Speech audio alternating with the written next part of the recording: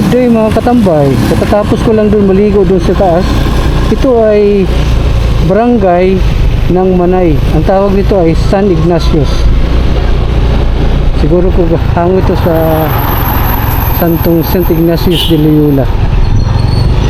I-vlog ko na rin ito kasi malaking barangay siya, nasakop ng munisipyo ng Manay.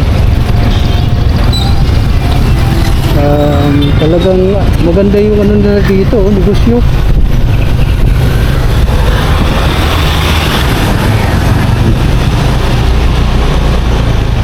Sa aking pag-vlog, pag may nakita akong mga katulad niyan, mga remittance center, nakita kong isang lugar ay isang progresibo. Katulad nito, barangay lang ito pero napakalaki niya, maraming negosyo sa paligid.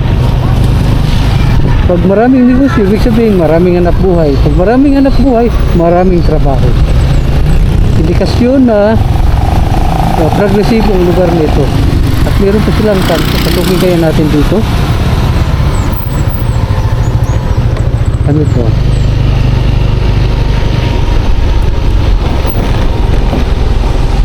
Uy, meron pa silang palengke oh. Oh, meron pang palengke.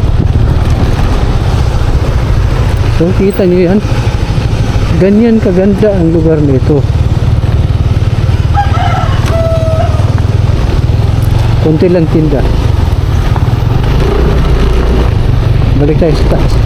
Wala nang ibang ano doon eh. Wala nang ibang daan doon.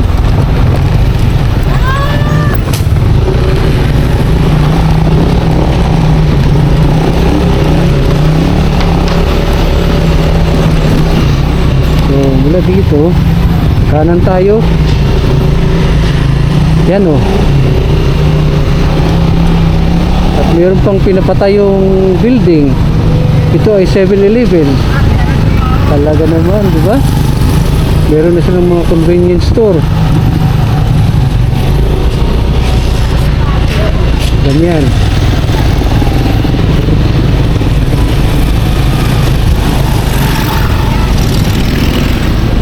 So ang kahabaan ito sa highway ay hitik ng mga negosyo.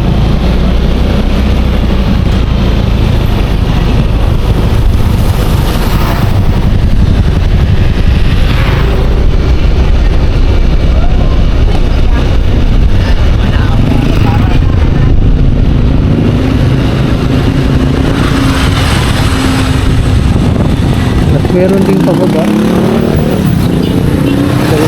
Meron doon. So, kabahayan, may bakery.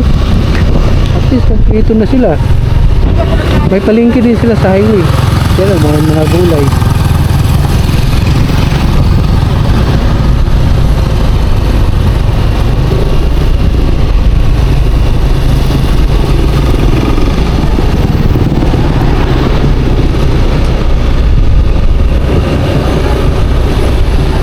Simbahan, ganda ng Seventh-day Adventist Church.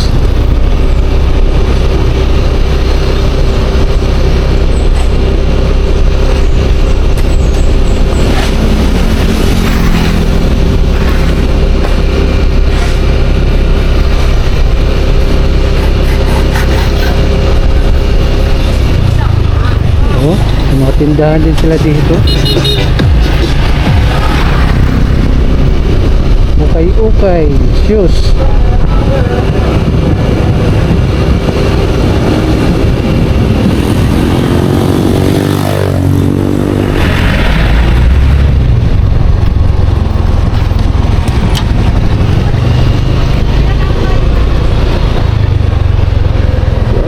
Parang may palasyo doon. Barangay Hall, maganda rin. May palasyo sila oh. Ano ito?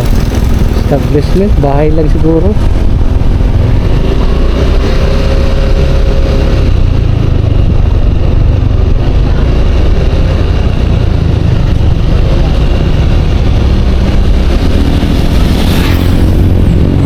Malaking barangay.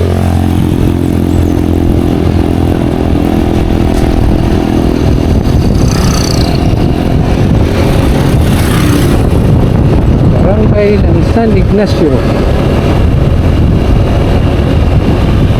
May school siguro dito, daming bata oh. Nagpo-practice. San Ignacio Seawalk. Meron silang seawalk, seaboard.